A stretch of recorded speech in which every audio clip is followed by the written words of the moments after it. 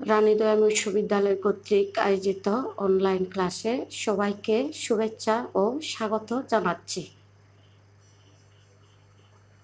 আমি প্রতিষ্ঠা চাকমা, সহকারী শিক্ষক, রানীদয়াম উচ্চ বিদ্যালয়। সুপ্রিয় শিক্ষার্থীরা, তোমরা সবাই কেমন আছো? নিশ্চয়ই ভালো আছো, আর আমিও ভালো আছি। আজ আমি পড়াতে এসেছি অষ্টম শ্রেণী বাংলা ক্লাস। আজকের পাঠ হচ্ছে কবিতা। এই পাঠ শেষে শিক্ষার্থীরা যা যা জানবে বা বলতে পারবে: 1. কবি পরিচিতি উল্লেখ করতে পারবে, নতুন শব্দের অর্থ বলতে পারবে। 2. 3. স্বদেশের প্রতি কবির শ্রদ্ধা ও একাগ্রতার বিষয়টি অনুধাবন করতে পারবে। জন্মভূমির প্রতি আবেগ অনুভূতি সৃষ্টি হবে। হ্যাঁ সুপ্রিয় শিক্ষার্থীরা, তোমরা কি বুঝতে পেরেছ? হ্যাঁ।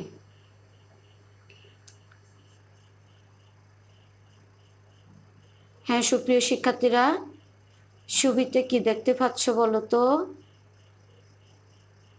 ছবিতে কি দেখতে পাচ্ছ বলো? ছবির সাথে তোমাদের পাঠ্য বইয়ের কোন কবিতার সাথে মিল আসে বলো তো? ছবির দৃশ্যগুলো দেখো।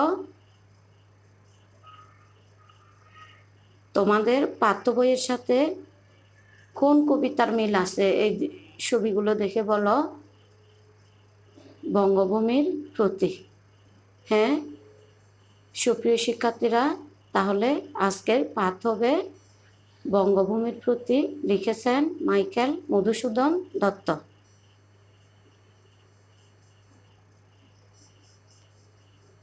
তাহলে এখন আমরা কে কবি পরিচিতি জেনে নেব। হ্যাঁ শিক্ষার্থীরা, তোমরা বই খাতা কলম নিয়ে বসে যাও, লেখো, এবং তোমরা যদি না লিখে থাকো বইয়ের দিকে চোখ রাখো। কবি পরিচিতি দেখো। কবি মাইকেল মধুসূদন দত্তের জন্ম হচ্ছে 25 জানুয়ারি 1824 খ্রিস্টাব্দে সাগরদাঁড়ি এবং যশোরে। তার উপাধি হচ্ছে মহাকবি। কার উপাধি? কবি মাইকেল মধুসূদন দত্তের উপাধি হচ্ছে মহাকবি। তিনি রচনা করেছেন বীরঙ্গনা, পদ্মাবতী, শর্মিষ্ঠা, এবং মাইকেল মধুসূদন দত্তকে বাংলা সনেটের রচয়িতাও বলা হয়। কি বলা হয়? বাংলা সনেটের রচয়িতাও বলা হয়। আরও একটু সংক্ষেপে আলোচনা করে কবি পরিচিতি। তোমরা বইয়ের দিকে চোখ রাখো। সুপ্রিয় শিক্ষার্থীরা, তোমরা কি শুনতে পাচ্ছ? হ্যাঁ, তোমরা বইয়ের দিকে চোখ রাখো। মাইকেল মধুসূদন দত্ত বাংলা সাহিত্যর অন্যতম প্রথা বিরোধী লেখক। বইয়ের দিকে তাকাও তোমরা। তিনি মহাকাব্য, গীতিকার, সনেট, পত্রকাব্য, নাটক, প্রহসন ইত্যাদি রচনা করে চিরস্মরণীয় হয়ে আছেন। শৈশব থেকে তার মনে কবি হওয়ার তীব্র বাসনা ছিল। কার মনে? কবি মাইকেল মধুসূদন দত্তের মনে।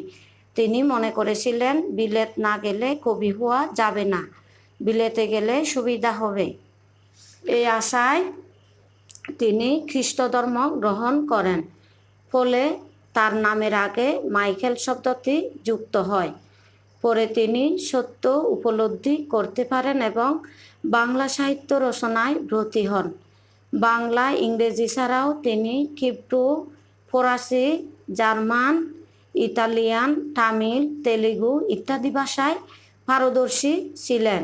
কবি মাইকেল মধুসূদন দত্ত এইসব ভাষায় তিনি পারদর্শী ছিলেন। তিনি বাংলা ভাষায় প্রথম মহাকাব্য মেঘনাদবধ কাব্য রচনা করেন। তার রচিত প্রহসন একেই বলে সভ্যতা, বুড়ো শালিকের ঘাড়েরও নাটক, শর্মিষ্ঠা, পদ্মাবতী, কৃষ্ণকুমারী, এগুলো কিন্তু নাটক, পত্রকাব্য, বীরঙ্গনা ইত্যাদি। চতুর্দেশপতি কবিতা নামে বাংলা সনেটে রচয়িতাও তিনি। এই মহান সাহিত্য স্রষ্টা 1824 খ্রিস্টাব্দে যশোরের সাগরদাড়ি গ্রামে জন্মগ্রহণ করেন এবং 1873 খ্রিস্টাব্দে কলকাতায় মৃত্যুবরণ করেন। হ্যাঁ সুপ্রিয় শিক্ষার্থীরা, তোমরা এতক্ষণ কবি পরিচিতি সম্পর্কে জেনেছো। এই হচ্ছে কবির পরিচিতি। তাহলে এরপরে আমরা এখন কবির কবিতাথা আদর্শ পাঠ।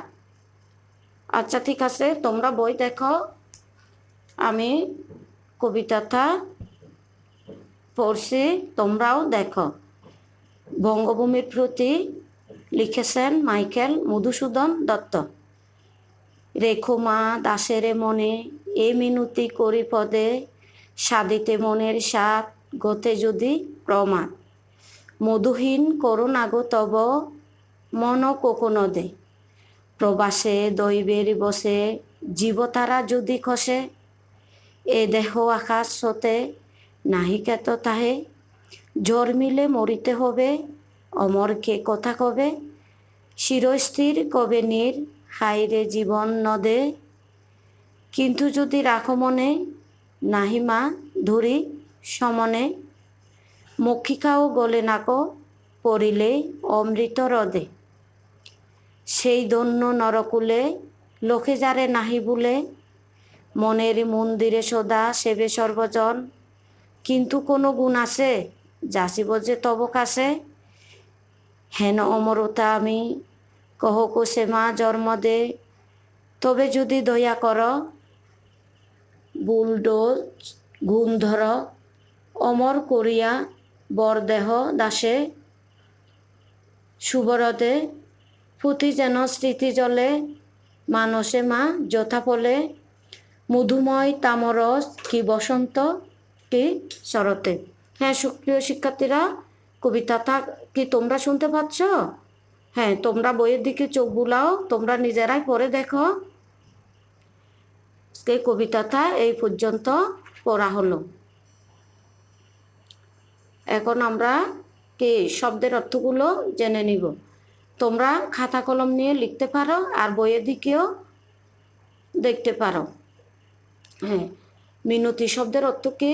মিনতি শব্দের অর্থ বিনীত প্রার্থনা।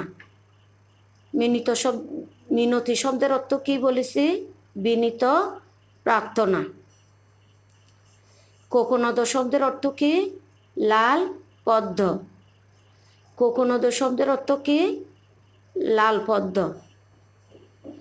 নীর, নীর শব্দের অর্থ পানি বা জল। মক্ষিকা শব্দের অর্থ মক্ষিকা বা মাসি। শ্যামা ঝর্মদে শব্দের অর্থ হচ্ছে শ্যামল জন্মভূমি অর্থে। তামরস শব্দের অর্থ কি? পদ্ম। মানত শব্দের অর্থ মন। তাহলে সুপ্রিয় শিক্ষার্থীরা, তোমরা এখন বলো তো মাইকেল মধুসূদন দত্ত রচিত মহাকাব্যর নাম কি? একটু আগে আমরা পড়েছি মাইকেল মধুসূদন দত্ত রচিত মহাকাব্যর নাম কি? মাইকেল মধুসূদন দত্তের মহাকাব্যর নাম হচ্ছে মেঘনাদ বধ কাব্য। 2. শ্যামা শব্দের অর্থ কি? শ্যামা শব্দের অর্থ শ্যামল জন্মভূমি অর্থে বোঝানো হয়েছে। শ্যামল জন্মভূমি অর্থে বোঝানো হয়েছে। এখন কবিতার বিষয়বস্তু আলোচনা। একটু আগে আমরা কবিতাটা আবৃত্তি করেছি, এখন কবিতার বিষয়বস্তু একটু আলোচনা করা হবে। তোমরা মনোযোগ সহকারে দেখো এবং শুনো। রেখো মা দাসের মনে এ মিনতি করি পদে, সাদিতে মনের সাত গতে যদি প্রমাদ, মধুহীন করো না গো তব। এর অর্থ কি? কবি মাইকেল মধুসূদন দত্ত রেখো মা দাসের মনে এ মিনতি করি পদে। কবি মাইকেল মধুসূদন দত্ত কে কার কাছে প্রার্থনা? দেশ মাতার কাছে প্রার্থনা। এখানে কবি নিজেকে দাস হিসেবে কি করেছে? নিজেকে দাস হিসেবে আখ্যায়িত করেছে এবং এই দেশকে তার মায়ের সাথে তুলনা করেছে। সাধিতে মনের স্বাদ গতে যদি প্রমাদ মধুহীন করো না গো তব। সাধিতে মনের স্বাদ অর্থাৎ তার মনের ইচ্ছা পূরণ করতে গিয়ে যদি তার ভুল ত্রুটি হয় তা যেন ক্ষমা করে দেন দেশমাতা। প্রবাসে দৈবের বসে জীব তারা যদি কষে এ দেহ আকাশ হতে নাই হেট তাহে। প্রবাসে দৈবের বসে জীব তারা যদি কষে এ দেহ আকাশ হতে নাই হেট তাহে। অর্থাৎ প্রবাসে গিয়ে দৈবের বসে কি কবি মাইকেল মধুসূদন দত্ত প্রবাসে দৈবের বসে ওখানে থেকেও কিন্তু তিনি কি শান্তি পান নাই। কি জন্য? তার সবসময় তার দেশ মাতৃকার কাছে দেশের কাছে তার সবসময় কি ছিল? মানে তার ঋণী ছিল যে আমি দেশ মাতার কাছে কি গিয়ে যাতে কি করতে পারি, আমার ভুল ত্রুটি ক্ষমা চাইতে পারি। জন্মিলে মরিতে হবে অমরকে কথা কবে চিরস্থির করে নীর হাইরে জীবন নদে। কি এই জন্মগ্রহণ করলে কি করতে হবে? মৃত্যুবরণ করতে হবে। অমরকে কথা কবে অর্থাৎ অমর কেউ থাকে না, জন্মিলে সবাইকে মরতে হবে।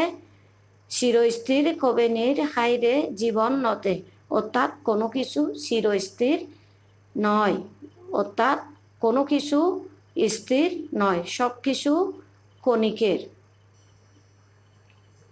কিন্তু যদি রাখো মনে নাহি মা ধুরি সমনে মক্ষিকাও গলে নাকো পড়িলে অমৃত নদে।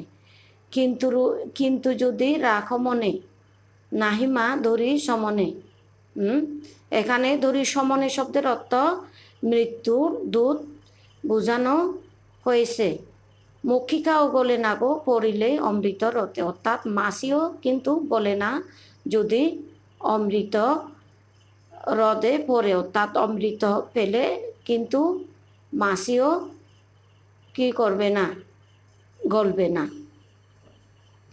সেই ধন্য নরকুলে লোকে যারে নাহি ভুলে মনের মন্দিরে সদা সেবে সর্বজন। হ্যাঁ সুপ্রিয় শিক্ষার্থীরা, একটু মনোযোগ সহকারে দেখো এবং শুনো। সেই ধন্য নরকুলে লোকে যারে নাহি ভুলে এর অর্থ কি? সেই ধন্য নরকুলে এখানে জাতির জনক বঙ্গবন্ধু শেখ মুজিবুর রহমানের ছবি দেওয়া হয়েছে এবং মন্দিরের ছবি দেওয়া হয়েছে। অর্থাৎ যারা কীর্তিমান লোক, যারা কি দেশের জন্য করে গেছেন, কাজ করে গেছেন, সেই কাজের জন্য লোকে কি করে? তাদের স্মরণ করে। অর্থাৎ এই ধরনের লোকের জন্য মরে গিয়েও তারা অমর। এখন এই আমাদের জাতির পিতা শেখ মুজিবুর রহমানও মরে গিয়েও তিনি অমর আছেন। এখন লোকে তাকে স্মরণ করে, শ্রদ্ধা করে। এই ধরনের কীর্তিমান লোককে কি কেউ ভুলে না, অর্থাৎ কেউ ভুলে যায় না। মনের মন্দিরে সদা সেবে সর্বজন অর্থাৎ মন্দিরে যেভাবে মানুষ পূজা করে এই ধরনের মানুষদেরও সেভাবে মানুষ কি করে? স্মরণ করে। কিন্তু কোনো গুণ আছে যাচিব যে তব কাছে হেন অমরতা আমি কব শ্যামা জন্ম দে। এখানে শ্যামা জন্ম দে কবি নিজেকে বলতেছেন কি? মাইকেল মধুসূদন দত্ত নিজেকে বলতেছেন তার কাছে এমন কোনো গুণ নেই যে কার কাছে দেশমাতৃকার কাছে তিনি জিজ্ঞাসা করবেন যে দেশমাতার কাছে বলবেন যে তার এমনও যে গুণ নেই। এটা তিনি বলছেন যে তার এতটুকু গুণ নেই যে দেশমাতৃকা তাকে মনে রাখবে। তারপরও তিনি কি দেশমাতার কাছে প্রার্থনা করেছেন যে কি প্রার্থনা করেছেন তার ভুল ত্রুটিগুলো যাতে তিনি ক্ষমা করে দেন। তবে যদি দয়া কর ভুল দোষ গুণ ধর অমর করিসা বর দেহ দাসে সরোবরে। তবে যদি দয়া কর ভুল দোষ গুণ কি কর আমার ভুল দোষ গুণগুলো কি ধরে দাও এবং ধরে দেন এবং ক্ষমা করে দেন। দাসে নিজেকে তিনি দাস হিসেবে এখানে উপস্থাপন করেছেন এই কবিতায় কবি মাইকেল মধুসূদন দত্ত। ফুটি যেন স্মৃতি জলে মানসে মা যথা ফলে মধুহীন তামরস কি বসন্ত কি শরতে। ফুটি যেন স্মৃতি জলে অর্থাৎ পদ্মফুলের মতো যেন সারা জীবন দেশমাতার কাছে তিনি ফুটে থাকতে পারে। মন যেন যথা ফলে মধুময় তামরস কি বসন্ত কি শরতে। তামরস শব্দের অর্থ এখানে পদ্মফুলকে বোঝানো হয়েছে। মধুময় অর্থ কি মিষ্টি মধু এই ধরনের অর্থে বোঝানো হয়েছে। এই পদ্মফুলের মতো যাতে সারাটা জীবন কি ফুটে থাকতে পারে অর্থাৎ দেশমাতার কাছে তিনি কি স্মরণীয় এবং বরণীয় হয়ে থাকতে পারেন। এই প্রার্থনা কবি মাইকেল মধুসূদন দত্ত করেছেন। সুপ্রিয় শিক্ষার্থীরা, তোমরা নিশ্চয়ই এতক্ষণ বুঝতে পেরেছ এবং মনোযোগ সহকারে শুনেছ। তাহলে এই কবিতার মূল ভাবটা তোমরা এখন মনোযোগ সহকারে শুনো এবং বইয়ের দিকে তাকাও। মাইকেল মধুসূদন দত্ত রচিত কয়েকটি গীতি কবিতার একটি বঙ্গভূমির প্রতি। এই কবিতায় স্বদেশের প্রতি কবির শ্রদ্ধা ও একাগ্রতা তীব্রভাবে প্রকাশ পেয়েছে। দেশকে কবি মা হিসেবে কল্পনা করে নিজেকে ভেবেছেন তার সন্তান। প্রবাসী মধুসূদন ভেবেছেন মা যেমন সন্তানের কোনো দোষ মনে রাখেন না, দেশমাতৃকাও তার সব দোষ ক্ষমা করে দেবেন। অবশ্য তিনি বিনয়ের সঙ্গেও বলেছেন যে তার এমন কোনো মহৎ গুণ নেই যে কারণে তিনি স্মরণীয় হতে পারেন। বিনয়ী কবি তাই দেশমাতৃকার কাছে এই বলে প্রণতি জানাচ্ছেন তিনি যেন দেশমাতৃকার স্মৃতিতে পদ্মফুলের মতো ফুটে থাকেন। হ্যাঁ সুপ্রিয় শিক্ষার্থীরা, তোমরা নিশ্চয় এতক্ষণ শুনেছ এবং বুঝতে পেরেছ। তাহলে এটা তোমরা এককভাবে করার চেষ্টা করো, সমাধান করার চেষ্টা করো। জন্মিলে মরিতে হবে অমরকে কথা কবে। এই কথার মাধ্যমে কবি কি বুঝাতে চেয়েছেন? এই কথার মাধ্যমে কবি বোঝাতে চেয়েছেন জন্মিলে মরিতে হবে অমরকে কথা কবে। অর্থাৎ জন্মগ্রহণ করলে তাকে মৃত্যুবরণ করতে হবে। অমর কেউ থাকবে না, অমর থাকবে মানুষের কীর্তির জন্য, মানুষের কার্যকলাপের জন্য, মানুষের ভালোবাসার জন্য। যারা কি ভালো কাজ করে, যারা কীর্তিমান, তারা মরে গিয়ে অমর থাকে, তারা মরে না। যেমন বঙ্গবন্ধু শেখ মুজিবুর রহমান, জাতির পিতা বঙ্গবন্ধু শেখ মুজিবুর রহমান, তিনি মরে গিয়েও কিন্তু অমর হয়ে আছেন। এই ধরনের মানুষ মরে না। এই ধরনের মানুষ হতে হলে কি করতে হবে? দেশের জন্য কাজ করতে হবে। কি কাজ করতে হবে? ভালো কাজ করতে হবে, তাহলে মানুষ মনে রাখবে। তাহলে এখন আসি মূল্যায়নে। তখন যে আমরা কবিতা পড়লাম, শব্দের অর্থ পড়লাম, মূল ভাব পড়লাম, কবি পরিচিতি পড়লাম, এখন মূল্যায়ন। এক, বঙ্গভূমির প্রতি কি ধরনের রচনা? এতক্ষণ আমরা কি পড়েছি? বঙ্গভূমির প্রতি কি ধরনের রচনা? বঙ্গভূমির প্রতি হচ্ছে গীতি কবিতা। মক্ষিকা শব্দের অর্থ কি? মক্ষিকা শব্দের অর্থ মাসি। 3, কবি নিজেকে কি বলে উপস্থাপন করেছেন? কবি নিজেকে দাস হিসেবে আখ্যায়িত করেছেন। কে নরকুলে ধন্য? নরকুলে ধন্য হচ্ছে মানুষ যাকে না ভুলে, অর্থাৎ কীর্তির জন্য, তাদের কার্যকলাপের জন্য মানুষ যাকে ভুলে না যায়। বাংলা ভাষার প্রথম মহাকাব্যর নাম কি? বাংলা ভাষার প্রথম মহাকাব্যর নাম হচ্ছে মেঘনাদ বধ কাব্য। হ্যাঁ সুপ্রিয় শিক্ষার্থীরা, এবার তোমরা তোমাদের প্রশ্নের উত্তরের সাথে আরও একবার ভালো করে মিলিয়ে নাও। বঙ্গভূমির প্রতি কী ধরনের রচনা? গীতি কবিতা। মক্ষিকা শব্দের অর্থ কি? মাসি। কবি নিজেকে কি বলে উপস্থাপন করেছেন? দেশমাতার দাস হিসেবে উপস্থাপন করেছেন এই কবিতায়। কে নরকুলে ধন্য? লোকে যারে নাহি ভুলে। বাংলা ভাষার প্রথম মহাকাব্যর নাম কি? মেঘনাদ বধ কাব্য। হ্যাঁ সুপ্রিয় শিক্ষার্থীরা, তোমরা এতক্ষণ কি প্রশ্নের উত্তরগুলো মিলিয়ে দেখেছ, তাই না? ঠিক বাড়ির কাজ নয়। দেখো, তোমাদের একটা কাজ দিচ্ছি, এখনই করে নিবে। রেখো মা দাসের মনে কবি একথা কেন বলেছেন?